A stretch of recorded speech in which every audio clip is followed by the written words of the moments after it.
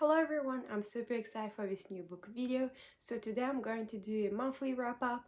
I'll talk about the books I read in the month of May and June because I did read more during the month of May because June was quite busy and I was also not feeling well. So I hope that you'll enjoy this video and let's get started. The first book I'm going to talk about is from Ruby Sparks. It's called Mystic Hearts. I did download it for free on my Kindle. It was just one of these days when you can get free books. And so when I saw it, I thought, why not give it a shot? It's also a short book. It only has 139 pages, I believe, and the genre is romance fantasy. So I wouldn't say that my expectations were high up, but I thought I would still enjoy the book because I'm not a harsh grader. I usually enjoy pretty much any book, but this one was such a disappointment. So there is no plot. I cannot even describe what the book is about because there was no beginning, no middle, no end. So it's basically about a girl that goes into this mystical forest because she doesn't want to become a breeder, and that's how usually women are treated in that country. And when she goes into that forest, she meets the love of her life, and basically that's it. That's what the book is about. So I remember reading the book and I want to drop it. And it says a lot because I usually don't drop books, but also it's only 139 pages and I want to stop. So in terms of the characters, they were just not likable because you didn't have any description or any building to them. Same for the romance, there was no essence to the romance. They just saw each other, fell in love. He's a werewolf, so he said, but as soon as he saw her, he knew that she was his mate. I was like, okay, fine, maybe this can make sense, but then she's a witch, and so there is no mate system. So why did she fall in love within 1 second? And so you did have some spice, but this spice felt so off because again, no build up, no tension between them. I mostly skipped it because it was just so awkward to read. Same for the writing style. The writing style was so cringe. So basically, as soon as the characters met each other, they started calling each other babe and mate. It was super cringe. I had a hard time reading that. But also, it contains some strong language, and I have nothing against it. It's up to the author how they see the book.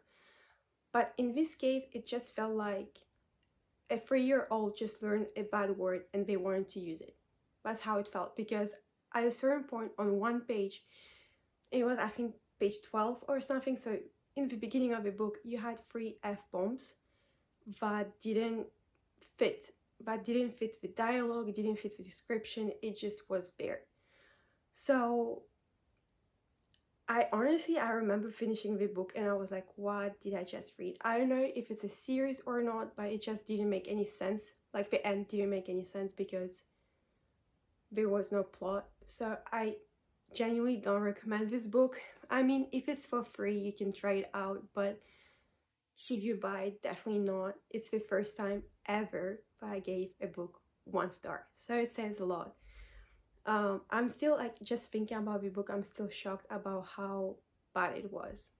So yeah, definitely don't pick it. So now I'm going to talk about Make Her, which is the final book from the Transformation trilogy written by Cassie Alexander. The genre is dark romantasy, Beauty and the Beast retelling. If you're interested in this book, I highly recommend watching my previous video where I talk more in detail about the whole series, because in this video I'm only going to focus on the third book. So now about the plot. I'm not going to give you a lot of details because if not, I'm going to spoil everything since the plot only happened in the first half of the third book. For those that read the previous books or haven't, I'll just tell you the plot was non-existent in the first 2 books. It was only focused on romance, and I remember feeling a bit frustrated because the world building and plot did have a lot of potential, but it was just not there. And by the end of the second book, I kind of thought, okay, maybe it's the writing style of the author, whatever. But then in the third book, we got all the plot. So I remember feeling super disconnected from the previous 2 books because of the pace. The pace was super fast. in the beginning, whereas in the third book it was super slow because we got that information dump. The second half of the book did get a bit more romance, but still not as much as the previous two books, and all this spice happened basically in the epilogue. So not only had that disconnect within the whole series, but also within the third book. Overall, the book was interesting. We did get a lot of answers to our questions that we had in the previous books. Um, but for me, it was a 3 star because I just don't think it was well executed. I feel like we got the plot and world building a bit too late in this series. Because of that, the pace was disrupted. The characters were lovable, but I think you could have developed them more. So would I recommend this series? Yes and no. It kind of depends on what you're looking for. If you're looking for more romance, then you're going to enjoy the first two books. The third book, you might enjoy it a bit less. If you're someone like me who enjoys like a super well executed world building and plot, I don't think you're going to enjoy this series as much. In terms of Beauty and the Beast retelling, I would say it was more inspired by Beauty and the Beast because, for example, Akotar is a better Beauty and the Beast retelling than this one. I just feel like you didn't have a lot of elements that reminded either the original story or the Disney story. So if you're looking for actual retelling, I don't think this one is the best one. If you're looking for something that was inspired by it, then yes, it's fine. But I think there are better retellings out there. Now I'm going to talk about the book called De la pluie des cendres from the series Druid. It was written by Laurent Chevalier. I don't think there is an English translation yet, but I just thought this book is worth mentioning. I read it in French, FYI. So the genre is dark romantasy with Celtic mythology. For the tropes, we have amnesia, forced marriage, arranged marriage, forced proximity, enemies to lovers, what else? Dual point of view, and also political intrigues. For the plot, I'll need to talk about the structure because it's really intertwined. We are following the journey of Nova and Tristan. Both of them come from really powerful families of druids. Druids live separate from humans by a magical dome, but humans cannot see. The setup of their world is that it's more medieval times, whereas the human world is our today's world. And so we're following their journey because they're supposed to get married. She comes from the first most powerful family, he comes from the second one, so their marriage makes sense. However, Tristan, for some reason, hates Nova, and Nova is like us, the readers, she doesn't know why. And so when these stories kick in, is when they're supposed to get married, and that day something happens. And the next day, when Nova wakes up, she is in the human world with no memories whatsoever. She doesn't even know who she is. And so for 100 pages, we're following her journey, and we really get attached to her because she's trying to adapt to this new world, and you can only root for her. After 100 pages, she meets Tristan again, and that's where we get the dual point of view, and things go downhill. Because in Tristan's point of view, we only learn, we already knew that he hates Nova, and that if she were to know what happened that night, she would hate him even more. So he knows what happened, but he's not saying anything. Whereas Nova turns from a super lovable character to a character that takes so much crap. Tristan is treating her so bad, and she like almost doesn't care because she's like, oh, but he's my husband, blah blah blah. So I was feeling a bit disconnected from her, I remember, and which with each chapter I was losing this connection with her more and more. And her point of views were also really repetitive because the only thing she was saying is, I love him, but I don't know why he hates me. So yeah, for this lasted 200 pages. 200 pages, we were stuck. There was no plot development whatsoever. We still didn't learn why Tristan doesn't like her and what happened that night. We don't know anything. And I remember, but after 100 pages, I actually wanted to buy the second book because I was so into it. But then, this, I remember feeling confused because I was like, I don't know if I want to continue this series now. And you had moments when we were getting out of this swamp of repetition, but then we were getting dragged back into it immediately. And so when things changed is after maybe 250 pages. So we were almost done with the book. Maybe you had 100 pages left. So we were finally out of it, and the story gets interesting again. We learn what happened. We get more attached to the characters and the relationship because it finally starts to make sense. And the ending, you had so many plot twists. I was like, okay, I should buy a second book because honestly, the beginning and the ending did save the book for me, and that's why I gave it 3 stars because the beginning and the ending were so well executed. It's just the middle part that was bad. So I kind of feel like a lot of people would not finish it.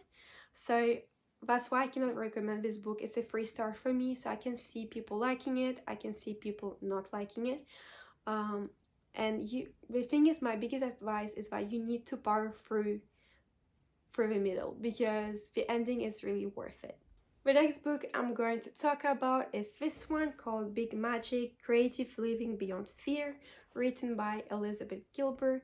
It's a self-help book and I'm so glad that I read it because I just loved it. If you're someone who wants to reconnect with their creative side or is in the creative field or aspire to be in it, I highly recommend it. I learned a lot from it. The structure of the book was super fluid. It was so easy to read. I finished it quickly. Usually it takes me more time to finish self-help books, whereas this one I read it in just a couple of days. And her writing style, I genuinely loved it because it was as if I was talking to an older sister. It was super casual, and I think that's one of the reasons why I read it so fast. um I gave it 4 stars because overall I loved it, but there was a part of the book, I think a few chapters, where it talked about creativity and addiction and kind of made me feel a bit uncomfortable, but also it's not something I could relate with. So be aware about it. But overall, I highly recommend this book to anyone that wants to look at creativity from another lens. And I personally think that it changed my perspective a bit, but in a better way. So I highly recommend this book. The next 2 books I'm going to talk about are from Stephanie Graber from the series Once Upon a Broken Heart. So I have now finished both series from Stephanie, so the Caraval one and the Once Upon a Broken Heart.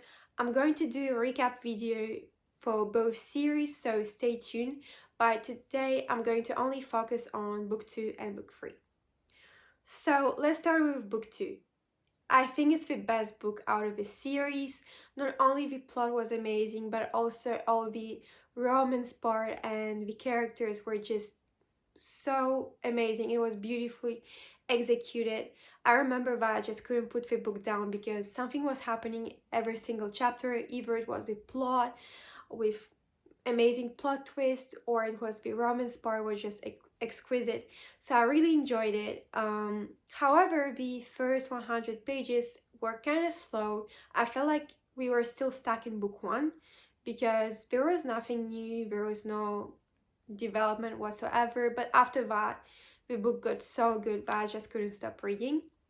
In terms of plot, we are still following Evangeline's journey, so we are reading kind of from her point of view, and she realizes that she has been deceived and that people around her have been lying. And so she can promise herself that she will never trust Jax again and that she'll find a way by herself to help Apollo and just like find her happily ever after. But because of certain circumstances, she has to partner up with Jax because not only he can help her save Apollo but also save herself. Another thing is that Evangeline realized that she is a key to a prophecy, and so it's interesting to see because she doesn't want to fulfill that prophecy because she feels like she's being used, but at the same time she kind of enjoys being the main character of basically a fairy tale. So it's interesting to see the decision she makes whenever it comes to the prophecy. So as I said, the plot is super interesting, especially in book 2. In terms of character development, Evangeline did get better, because I remember in book 1, the reason why I gave it 4 stars, it's because I just thought that Evangeline was too naive, and sometimes the decisions she was making was genuinely embarrassed. But here she kind of, I guess in a sense, put away her pink glasses and start looking at things as they are and making better decisions. So that was, I was really happy to see that. Jax is still Jax. He is an amazing character. You can only root for him, even though he's an anti-hero. He's just so lovable, and I mean, who is not obsessed with Jax? So I gave the book 4 stars because of the beginning. I thought the beginning could have been better, but overall I think it's almost, for me, actually 4.5 stars. It was a great book. I definitely recommend it. If you were wondering if you should continue the series or not after the book 1, I genuinely recommend to do it, to continue, because book 2 is so much better than book 1. Now let's talk about the third book, so A Curse for True Love. Actually, I just remembered the reason why I also gave it a 4 stars for book 2 is because of the ending. So the ending was going great, I remember, but we were hit with an amnesia trope at the end of the book. And I'm not a huge fan of amnesia tropes, but if it's in the beginning of the series, in the beginning of the book, that's fine, because eventually the plot will develop. But when you're hit with an amnesia trope almost at the end of a series, you just know that you'll get tons of repetition. And so I remember being really scared, because I loved book 2 so much, and I was like, what is going to happen in book 3? But now we have this amnesia trope. And my fears came true, because book 3, in my opinion, was the worst book out of the series. I remember I was reading on my Kindle, so I could see the percentage. For 65% of the book, we had the amnesia trope. So not only it was repetitive, it was slow, and I just wanted to skip some chapters, because I was like, I'm not learning anything new.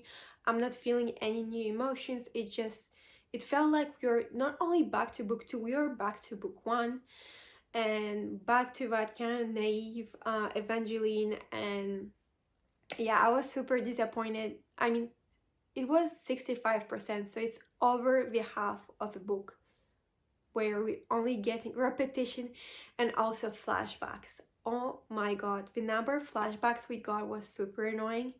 And something that drastically changed from the previous 2 books that I feel like disrupted a bit the pace is that in the first 2 books we were following the journey of Evangeline, so it was only her point of view. Whereas here we got Evangeline's point of view, Apollo's point of view, and Jack's. And what's interesting is that all of the point of views, all of the Evangeline's point of views were boring. But because, as I said, repetitive. Like, she forgot everything. So what can you expect? The chapters were just horrible. Apollo was actually a super interesting character. I enjoyed reading his point of view because it was something new, at least. And then Jax, the main character, with, of course, Evangeline. Jack's point of view, I think we had only 5 of them out of the whole book. So it's kind of like, how can we get only 5 point of views from Jax when he is the main character? So you can see, like, I think it was a bit of a mess, not gonna lie. After 65% of the book, it did get better, because the amnesia trope finally stopped. Finally, the plot was moving, and we did get a bit more of romance, but still, knowing that it's a romantasy, when for 65% of the book, 65% of the book, the romantasy is absent, well, it's kind of odd. The ending, I saw it coming, surprisingly, and I enjoyed it because I thought it really fitted the whole series and everything. But I was overall disappointed. You had some characters that were super interesting, but they weren't really developed. The ending was quite an open ending. Similar to how Caraval ended, I feel like Stephanie could potentially go back and write more about it. Um, but yeah, overall, I mean, all the Jax and Evangeline's moment just disappeared. So in book one, you have this build up for their relationship. In book two, you're getting all the best romance moments with them, and then book three, we don't get anything because of the amnesia trope. So yeah, quite disappointing. As a rating, I gave it 3 stars because I mean, when you get such a great second book and then this third book, it can only be 3 stars. Honestly, if it were the first book, like the way it was written, I can see a lot of people dropping the series. So, is it worth reading this series? I would say yes. I think overall the story was quite cute and interesting, but because of the final book, it's not my favorite series, unfortunately. I think Caraval was way better. The next book I'm going to talk about is called The Making of June Faroh by Adrienne Young. It's actually an author that has been on my TBR list forever because her book sounds super interesting. And then on Amazon, you had a day where this book was on promo. So that's why I bought it and downloaded it. And it honestly didn't disappoint. It was so good. So the genre is mystery and magical realism. And how I define magical realism is when it's set up in a today's world, but the city or village is fictive and basically the magical elements are seen as normal. Is for example, you have a family that's normal, but it's not that normal because they do have certain magical elements. So in this sort of book, you won't see like werewolves or witches or vampires. It's still set up as like being normal. And so it will make more sense once I explain the plot. So basically, we're following the journey of June, who is in her mid 30s, and the whole village knows that the Faroh women, so her family, the women are really special because at a certain point of their life, they go mad. So at a certain point in their life, they start seeing things that are not there, hearing things that are not there.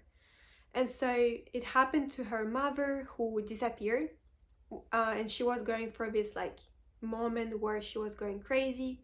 So her mother disappeared. She abandoned her when June was just a few months old. And also the same things happened to her grandmother, who is now old, and she's also going mad and has been going on for years now. So June knows that eventually it's going to happen to her, but it's just inevitable, and the whole village knows that. So they're kind of watching her and expecting, trying to figure out when this is going to happen. And unfortunately for June, it's already happening. She already starts seeing this door in the middle of her village. She starts hearing things, she starts seeing things that are not there. And so her goal is to uncover the truth, like why their family is hit by that almost like curse, why they're all going mad, and how can she stop it. And so, as I said, we're following her journey, and it comes to a point where someone from her family and like people that take care of her tell her like, hey, what if you try to open that door but you see, maybe you'll learn something from it if you try to see what you're seeing is the truth or not. And so that's what happens. Once June saw this door, she tried to open it, and that's how the story starts. So this book was honestly great. The writing style was amazing. It was really smooth. I remember being super intrigued from the beginning, from chapter one, but after it was a bit slow. But then once she opens that door, the story really picked up, and it was so emotional. I remember reading the book, and by the end of the book, I think I shed a few tears. One thing though I had a hard time with was following the time travel elements because you had to understand how it works in order to understand the plot. So I remember sometimes rereading the pages because my brain couldn't process it.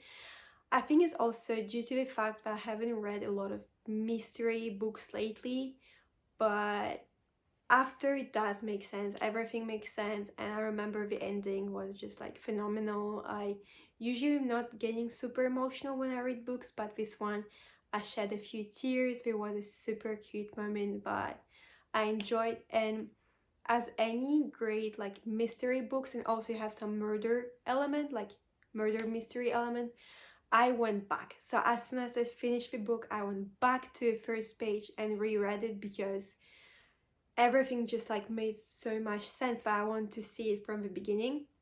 So yeah, I highly recommend this book. I gave it 4 stars out of 5 just because I felt like the time travel element were a bit complicated to understand, but overall just an amazing book. Plus it's a standalone, so it's always an advantage if you want to kind of put on a pause a series and read something else. It's an amazing standalone book. I highly recommend it. I'll finish up the video with this book. It's been my favorite so far in terms of genre and just plot, characters, writing style is so unique. I just love it so much. It's called Emily Wilde's Encyclopedia of Fairies, written by Heather Fawcett. Um, it's marketed as a cozy fantasy, but honestly, after reading it, I would say it's more a dark fantasy because the fairies that we see in this book are not portrayed in a way that we are used to. They're not like cute and sweet and gentle. They're actually powerful and dangerous beings. So I was really happy to see that side of them. And for the writing style, it's written as a diary. So the main character is Emily. She's a researcher, and so when she goes on this new adventure, she's writing everything in her diary. And why I liked it so much is because when you're reading this book, you feel like you're making these discoveries at the same time as Emily. You feel like you're this explorator that goes on an adventure. So that's why I enjoyed it so much. So for the plot, we're following Emily's journey. She's a researcher at Cambridge University, and her field of research are fairies and their land, basically, where they live and etc. And so she decides to write the first ever encyclopedia, and to kind of finish it with a bang, she wants to make a new discovery, which is why she goes up north on a small island where it's believed to have really dangerous fairies that no one has ever make any research before. So she's a type of character that would do anything for research. So sometimes the decisions she makes is somewhat of an anti-hero because she would do things only if it benefits her studies. And so once she gets to that island, that's when she also discovers that her academic rival called Wendell is also going there.